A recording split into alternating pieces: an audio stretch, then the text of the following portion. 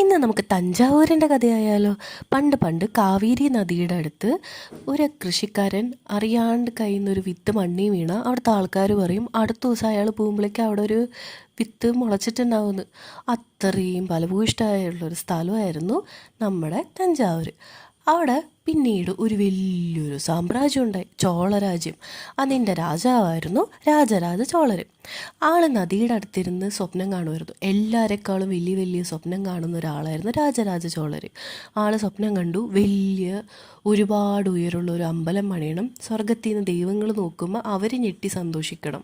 അങ്ങനെ ആൾ ഒരു അമ്പലം പണിതു, ബിഗ് ടെമ്പിൾ. ഒരുപാട് കല്ലും ഒരുപാട് പണിക്കാരും അവരൊക്കെ പണിയെടുത്ത് കുറേ ശില്പങ്ങളൊക്കെ പണിത് കുറേ കാർവിംഗ് ഒക്കെ വെച്ച് ഒരു അമ്പലം ഉണ്ടാക്കി. എൻ്റെ അമ്മോ ഞെട്ടി, അത്രയും ഉയരമായിരുന്നു. ആ ഉയരം കണ്ട് അവിടുത്തെ ആൾക്കാരന്ന് പറഞ്ഞു, എൻ്റെ അമ്മോ ഇത്രയും വലിയ ഒരു അമ്പലം അല്ലെങ്കിൽ ഇത്രയും ഉയരമുള്ളൊരു സംഭവം ഇതുവരെ കണ്ടിട്ടില്ല. അതിനേക്കാൾ വലിയ അത്ഭുതം